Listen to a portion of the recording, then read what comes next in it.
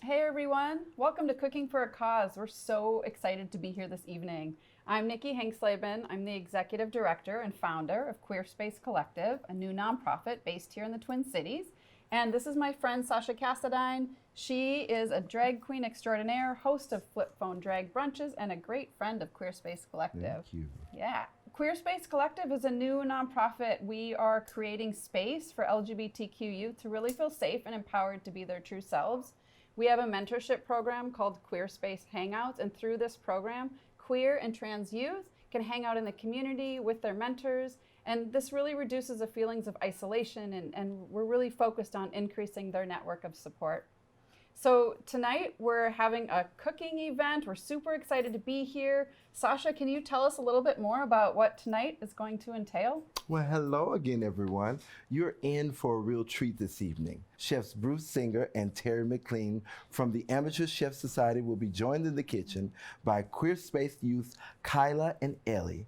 You will have the opportunity to learn how to make an amazing appetizers and a holiday-inspired cocktail by Red Cow's mixologist, Ian Lowther. Before we join them in the kitchen, we'd love to hear a few more words from Nikki about QUEERSPACE Collective and the youth you serve. Great, thanks, Sasha. So as I noted, we're a new organization. We're providing mentorship to LGBTQ youth. I'm not sure if you're aware of this, but LGBTQ youth in our community face ongoing discrimination in their communities. 85% of them report feeling discrimination at school, and they are 5 times more likely to attempt suicide than their hetero peers, which is a really big number, and that's why we're here. So we know that mentoring works. We know that mentoring in general is great for kids, and for the LGBTQ youth in our community specifically, it reduces their attempted suicide rates by 40%. And in addition to that, mentoring just provides this great platform for them to have community, to feel supported, and to really build a network of support with both adults and other queer and trans youth. So we are excited to be here.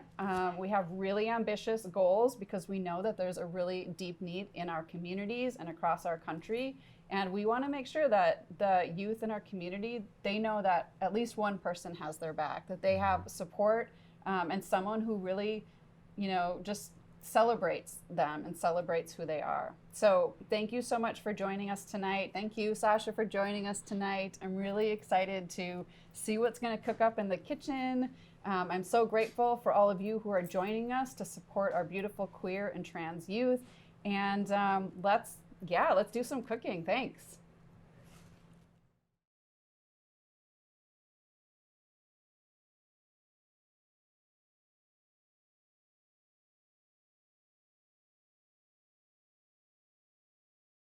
Well, hello, Ian. Hello. It looks like you're in the mood to make some fabulous cocktails. Absolutely. What do you have in store for us today?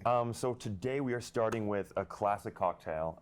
It's called a scofflaw. So it's when you don't pay your parking tickets and you go to get your car taken back from the thing, it says if you are a scofflaw, you'll get your car towed. Have you not gotten your car towed enough? No. Have you not lived here during winter enough? No. Okay. Well, you'll learn at some point.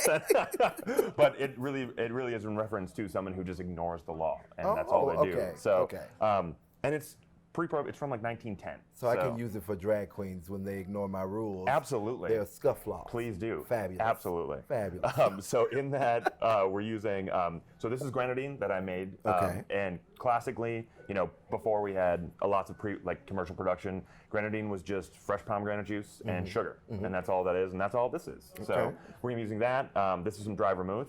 Vermouth gets a bad rap, and I personally love it. So I try to put it in as many things as possible. Now, why does it get a bad rap? Well, so vermouth is wine. So essentially it's wine that's been aromatized and fortified with spirits and with a bunch of herbs and roots and things like that. But it does go bad. And so oftentimes you'll see it on a back bar, you'll see it in a rail at a bar, or you'll leave it on your bar shelf at home, and then in 6 weeks it'll taste really bad because it'll spoil. So it gets a bad rap. So we keep it in a cooler, and if you have vermouth in your fridge, keep it in a cooler. So because or in your fridge, and it'll stay for longer. Okay. So I put it in a lot of things just to force people to drink it because I'm like, it's good.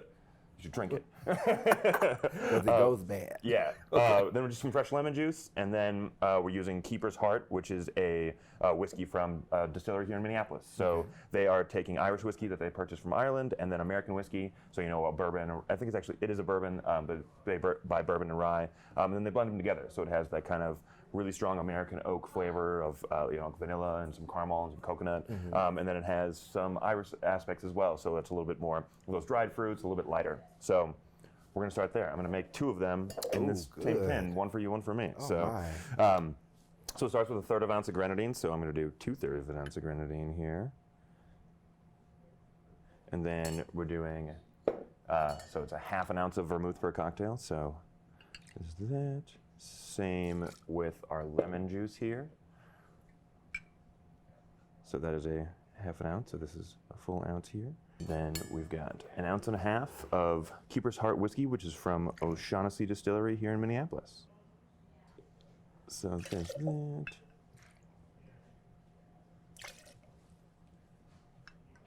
And then we're just gonna shake it with some ice. So generally with cocktails with citrus in them, we're gonna wanna, have a good shake on it because helps dilute, helps make them really, really cold, which makes them taste significantly better. So.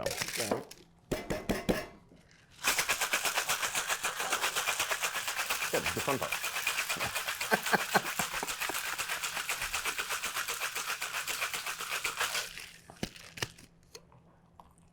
I'm like ready to drink this so bad already.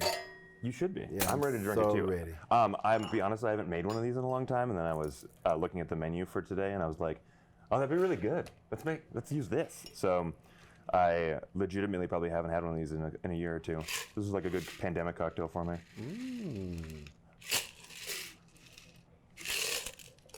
All right, and then we're gonna garnish with just a simple lemon peel. So be careful. Just for a little decoration. Decoration, and then like the lemon oils really. Oh no. Oh, You that's good? like real great spec. And I wore heels. I should have like some I'm gonna tennis bring shoes this to on. you, so you don't have to go very far. Yeah, I have to still keep in mind that left and right kind of motion. All right. At least I know that spills don't stay here long. You know? Absolutely. Okay. All right. Cheers. Cheers. Thank you. Thank you. Yeah. All right, that's our scofflaw. Oh, this is delicious, honey. Probably have too many of these, huh? I could probably take a taller glass. Oh, sure. This is just the dainty, cute version. I'm sure we could make like big, tall coolers. I need the drag queen version. Yeah. Good to know. Had I thought about that, we would have done that before. So awesome. Well, thank you very much. Thank you so much. Cheers. Cheers.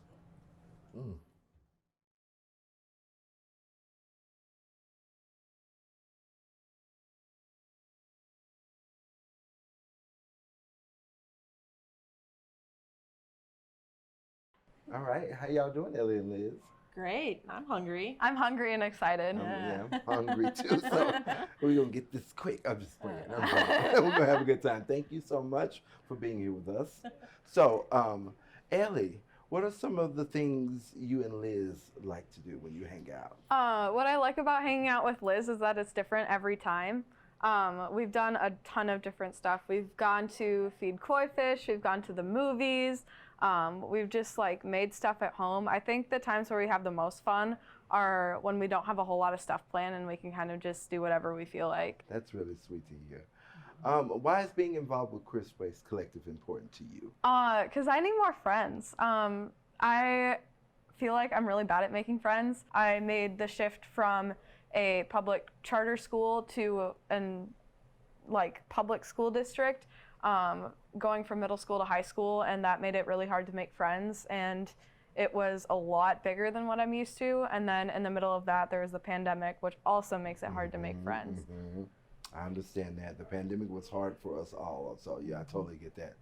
Is there anything you want to share with everyone watching this cooking event? That QUEERSPACE Collective is really cool, and you should support us. And one of the ways you can do that is by becoming a mentor or a mentee at queerspacecollective.org.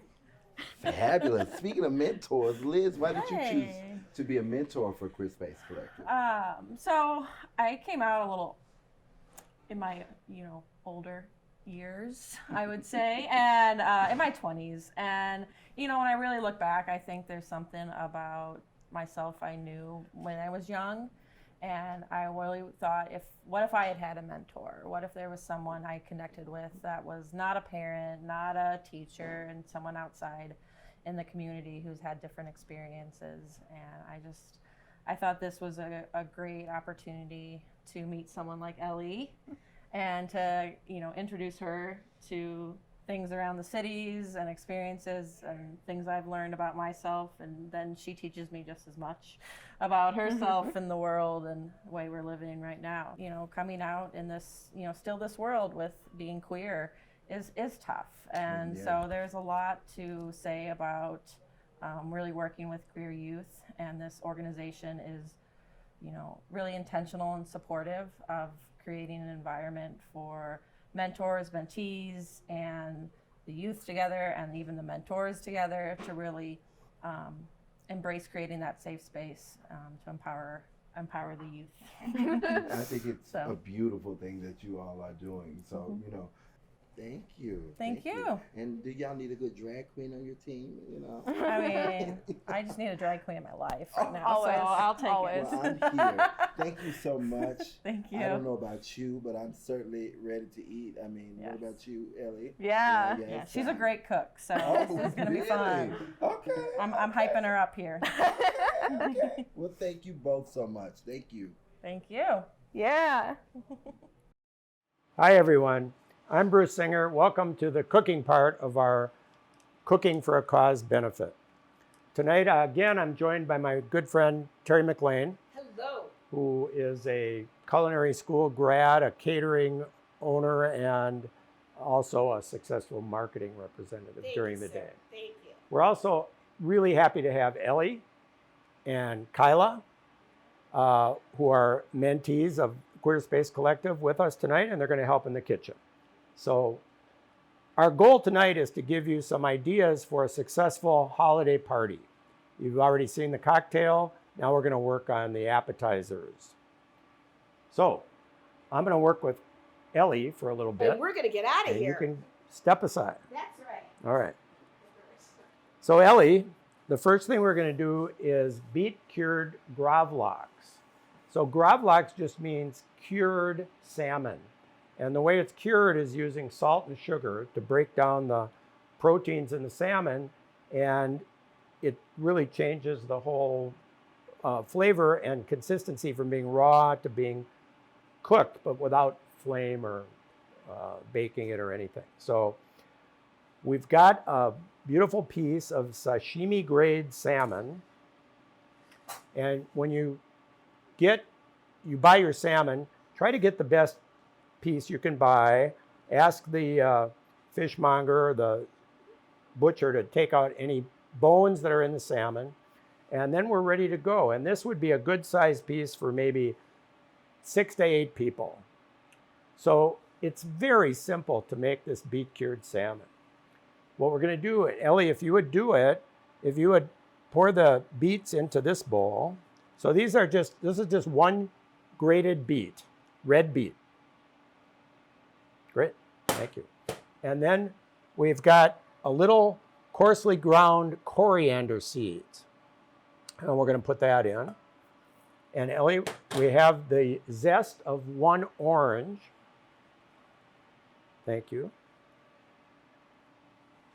Next, we have a combination of usually 1 cup to 1 of salt to 1/2 cup of sugar. You pour that in.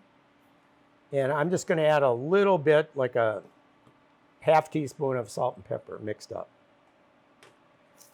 And then could you stir that around? Get it good and mixed up. And you'll see that right away the salt starts breaking, the beets start breaking down along with the salt, and there'll be a lot of liquid formed by the combination. Great. So now what we're going to do is, if you could grab that sheet pan on the bottom, the metal one, we're going to put this piece of salmon just in the center of this sheet pan. And we're going to take this mixture of beets, salt, sugar, the coriander seeds, and you can just spread that over the salmon. And move it around so it covers everything evenly. The whole thing is fine. Yep, just pat it around, get all the corners. Good. So the next thing we're going to do is take that piece of cling wrap and just lay it over the top. And we're almost ready to go. Take that heavy baking dish, and this is pretty heavy. So if you don't have a really heavy one, you could put any baking dish on top, and you could even put some cans of tomatoes or whatever you've got handy in the baking dish, or a Dutch oven, whatever you have to weight it down. So why are we weighing it down? We're weighting it down so that it speeds up the process of letting the beets and the salt and sugar work their way into the salmon. So all we do is put this in the fridge. It takes about a day overnight, or it could be really up to 3 days, even 4 days in the fridge. And what happens after this comes out of the fridge is we end up with this beautiful red colored piece of salmon. Now we have a big piece because we're going to serve a bunch of people here later. But you see how it turned from that orange to this red color? So you get the red on the edges of the salmon, and the beets provide kind of an earthy flavor as well. And it's really good, really popular. So Ellie, I'm going to ask you to slice off a few more slices for our serving platter. So she's slicing them maybe 1/8 of an inch thick. And then when you get to the bottom, you just turn the knife away from the salmon and you move it along the skin on the bottom, and you get a clean cut that way. Very good, Ellie. You must have practiced this before. Good job. You can't really mess it up, but she's doing an excellent job. And don't cut yourself. All right, that's good. So you'll see that, you could take a plate, just fan out these pieces you've cut. We're going to cut more of it, but, cut half of it and I always like to leave the rest of the piece of fish on the platter so they see what you've done. And then you just serve this with some nice dark bread, maybe a pumpernickel or any kind of bread you like, really. A lot of people like a little minced onion, maybe some capers, some lemon juice. I'm going to serve it tonight with just mustard, some lemon, and on the mustard we'll put a little chives and those little squares of pumpernickel. So that's a very simple but very popular and very pretty and a very nice appetizer to start off with. So we're going to move on, and I'm going to let Teri come in and show you how to make stuffed mushrooms and also these beautiful butternut squash shooters that are going to be terrific. So thank you. Well, hello there, Kyla and Lauren. How are y'all? Good. How are you? I'm fabulous as always, can't you tell? Yeah. Anyway, I have a few questions to ask just to learn, more about your experiences with QUEERSPACE Collective. Mm-hmm. And just have fun with me and play along. You ready? Yeah, Are you sure. ready? You sure? Of course. All right. So what are some of your favorite things that you and Lauren do when you hang out? Well, we went on like 3-4 outings so far. Screamtown. Yes, we went to a haunted house like last week. It was very fun. Lauren was Kyla was my rock. Yeah. I was terrified. Yeah, there's the Christmas theme one. Oh. Yeah, I sang Christmas Carol so I wouldn't be as scared. It was scarier. This is really scary. Oh my goodness. Yeah. Yeah, I'll pass on that. So what else would you like to share with everyone that's watching this cooking? I would like for more people to join. Obviously, we're pretty small so far, especially queer people of color. I know there's a lot of hesitation towards it because you don't want to feel like a token, whatever. And I have felt like that before, being queer, Black. It's scary, but with this, it's definitely a lot better than other programs. Mm-hmm. It's a better like connection. It's very in touch. It's very organic. It's like Right, I understand. it really just feels like a big old friend group. It's really nice. Squad. Squad. I know exactly how you feel. You know, me being a drag mother especially, I get how you want that organic feeling from it. So, yeah, that's beautiful. Thank you for sharing that.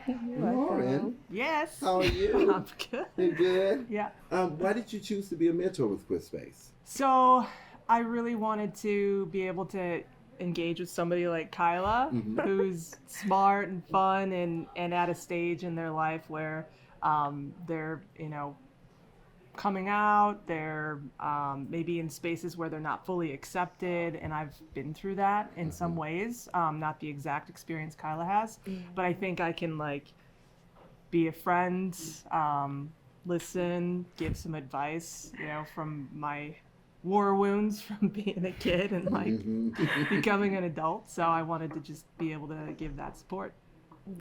Especially growing up in a different time. Yeah. Yeah, I totally get it. All right, fabulous, honey. Well, thank you both for interviewing with me today. You're and welcome. gracing me with your beautiful smiles and presence. Thank This you. was fabulous. Are y'all ready to eat? Yes. I am Yeah, too. Let's I go. can smell it.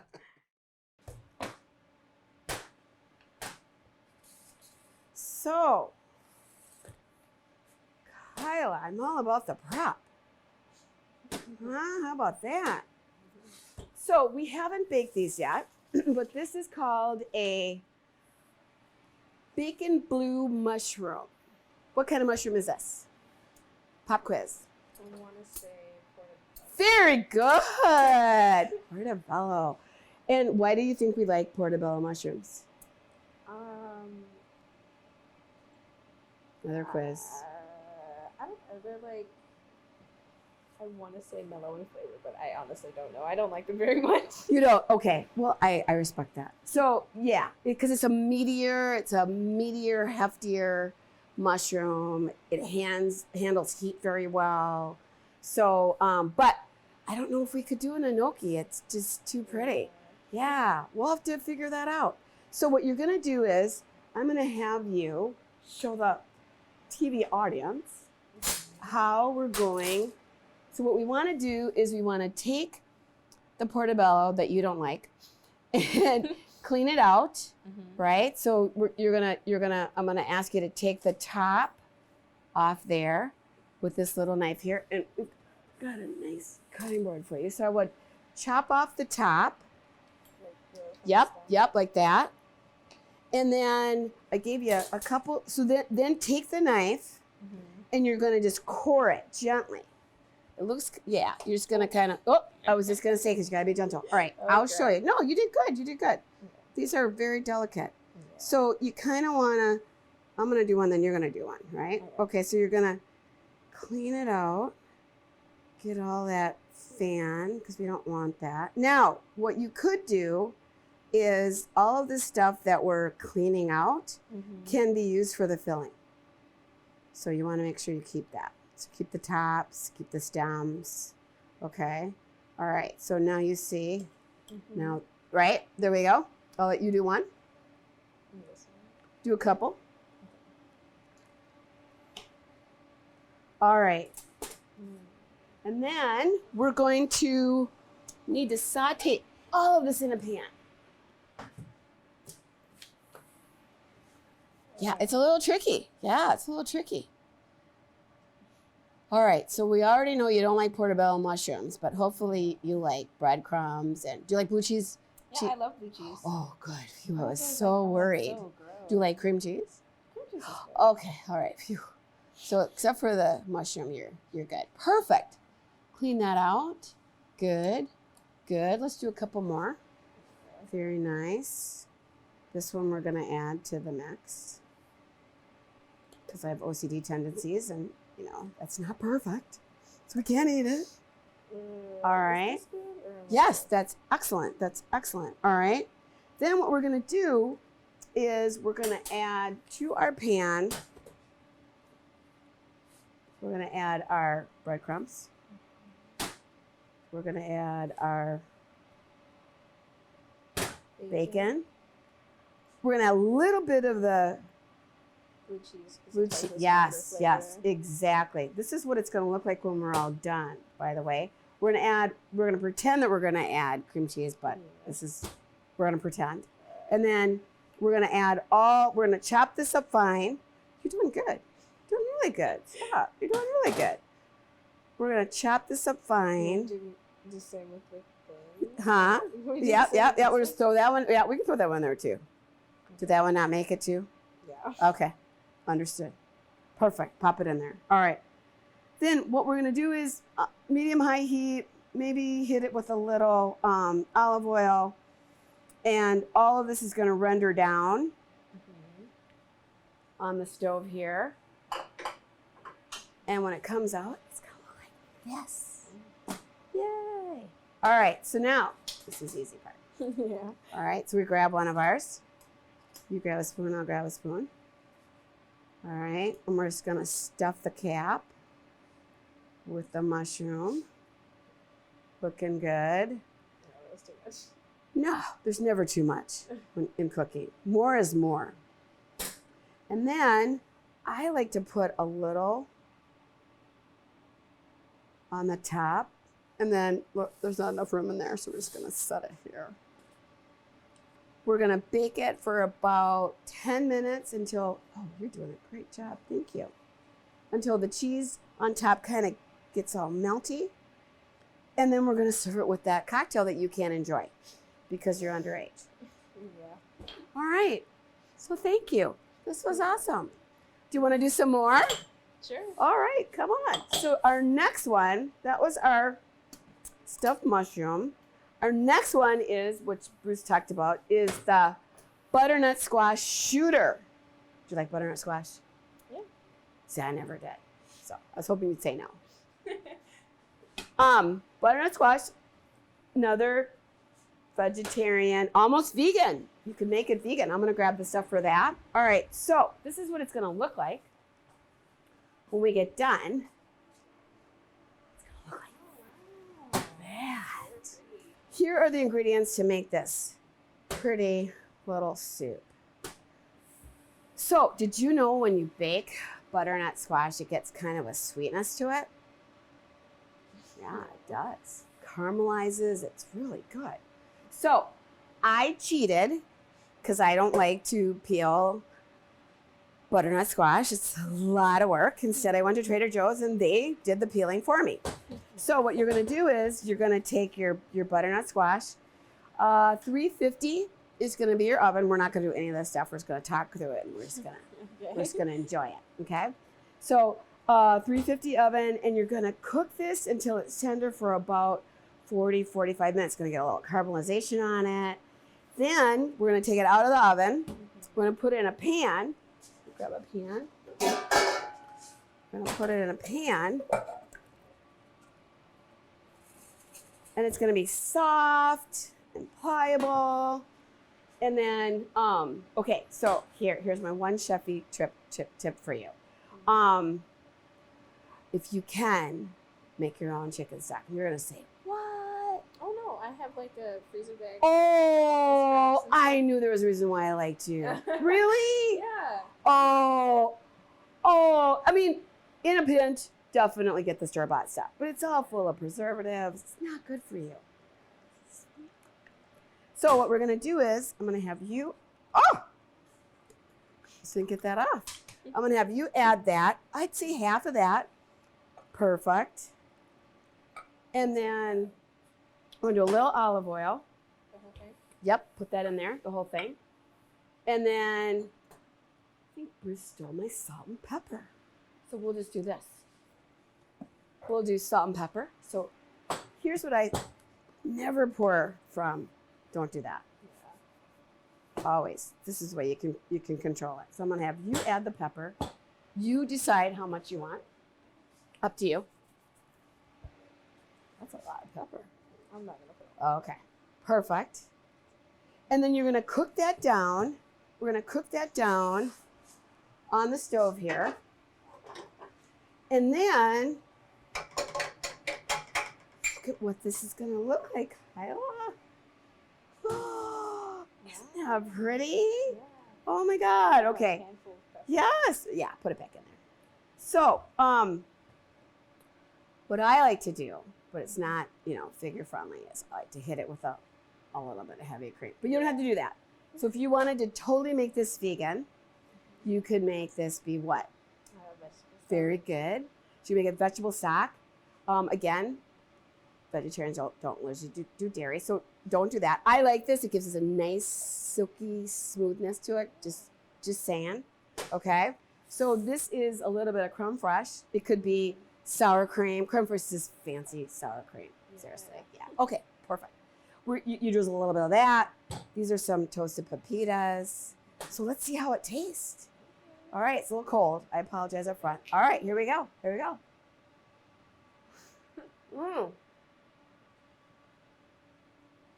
What do you think? That's good. I know. I made it. Probably good. Okay. So Bruce, you need to get back in here. Okay, we're back. Ellie and I are back, and we're going to make coconut shrimp. This is kind of great. Now, one thing I'm going to tell you, we have a commercial deep fryer over here. If you're doing this at home, what can I say? It's a little messy. Maybe it's a lot messy. But if you have an actual deep fryer, it would be better. I didn't, and I used a pot with oil in it, and I made a mess. And because of that, we're going to give you a bonus recipe in your materials for dilled shrimp, which is also really good, and it doesn't make any mess at all. So this is a little bit messy. But we're in a commercial kitchen, so we can do stuff that we wouldn't try at home. And I'm not saying don't try it, but you're forewarned is forearmed. So Ellie, what we're going to do is take a shrimp by the tail and dredge it in this flour. This is just flour, all-purpose flour, and then we're going to go into this batter, and she's going to put it in the batter. Now take it out. It's going to be messy, and dredge it in the coconut. Just turn it. Yeah, perfect. Now put it on that tray, and now do a couple more. That's all there is to it. But here's the secret. Wet, dry, dry, wet, dry. So you start dredging in the flour, then you put it in the batter, then you put it in the coconut. And it took me some errors to figure that out, because you can't, if you put it in the batter first and then, so the flour sticks better, then the flour just comes off in the deep fryer. So dry, wet, dry is how you do this. Keep that in mind. Good. Keep it up. You're doing a great job. You could be my sous chef anytime. I'll just dredge some of these in the flour so you can just take them out and put them in the batter. So it's kind of fun, actually, doing this. Get to play with the flour and the batter. And then I'm going to take the ones,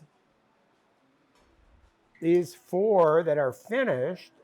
So hold on before you, and I'm going to take them over to the commercial deep fryer and put them in there. And put that in the oil. If you have one of these at home, no problem.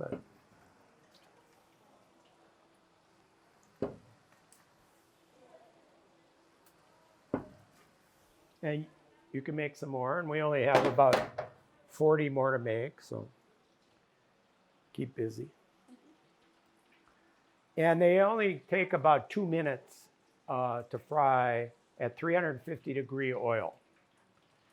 So we'll take them out, we'll put them on some paper towels to drain, and then you can serve them. And all we're going to serve them with is I was going to make a marmalade horseradish thing, and then we got busy, so I bought Thai chili in a bottle, Thai chili sauce for dipping. It's really good, way easier than making it. So we're just gonna have a bowl of Thai chili sauce. People can dip it in, maybe put a few lime wedges around it. Great hot hors d'oeuvre that people really liked. I tried it on Halloween at a neighborhood party, and even though I, was just learning how to do it, everybody liked them and they ate them all up really quickly. So I think it's a popular dish to have. I'll check the ones we have in here.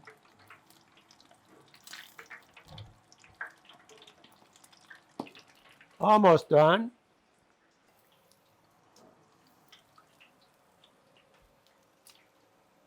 Wow. All right, look how pretty these are. Coconut shrimp, a la Ellie. Wow. Yeah. Bruce. Good. We had to get back in here. Yeah, and not Oh my not God. not hard. Oh my God, they're so pretty. So if you just want to spend, And hot. $10,000 on a commercial deep fryer, no problem. Go to Target, Will. Tabletop. Oh my God, so good. Yeah, aren't they? Good job. Yum. You want some dipping sauce with that? Please, could I have some dipping sauce? Oh. All right, be careful. It's hot. Yeah. We couldn't resist. We had to come in here and gobble it up. Ellie, nice job. Oh yeah, these are hot. Oh my God, are you professional? You're professional, Ellie. Yeah. Oh, what a hot. Here, got me soft. Wow. Come on, Ellie. Get out of here. Oh my God. Oh my God, no good. Bruce, this is so good. Oh, All right. Sauce. What do you think? we did good. That's good. Wow. This is good. I'm not even like that big of a fan of shrimp. Me either. Good. So it worked out. Mm-hmm. Good. So we had gravlax, not hard. I think my milk was. We had butternut squash shooters. We had stuffed mushrooms, and then winner chicken dinner. Yeah. Oh my God. All right. And then don't forget, donate. Nikki needs your money. All right then. Thank you. Happy holidays, everybody. We are so excited you've been able to join us this evening. Thank you again to our amazing chefs who donated their time and energy into making this evening possible. Thank you to Sasha, our amazing host, as fabulous as always. And thank you to our QueerSpace mentees and mentors for joining in on the fun. Finally, a thank you to our sponsors, Mid-City Kitchen, Red Rabbit, Flip Phone, Lavender Magazine, Fiat Dental, O'Shaughnessy Distillery, and Rudy Luther Toyota. Your contributions have made this evening possible. We are a new organization with big ambitions. Our revenue goal this year is $130,000. Since we launched in June, we have raised over $100,000 for queer youth in the Twin Cities. We would love your support to raise an additional $30,000 to meet that goal. This will allow us to provide support for our QueerSpace mentors, youth, and their families to substantially grow our impact in 2022. You can donate directly at our website, queerspacecollective.org. Thank you.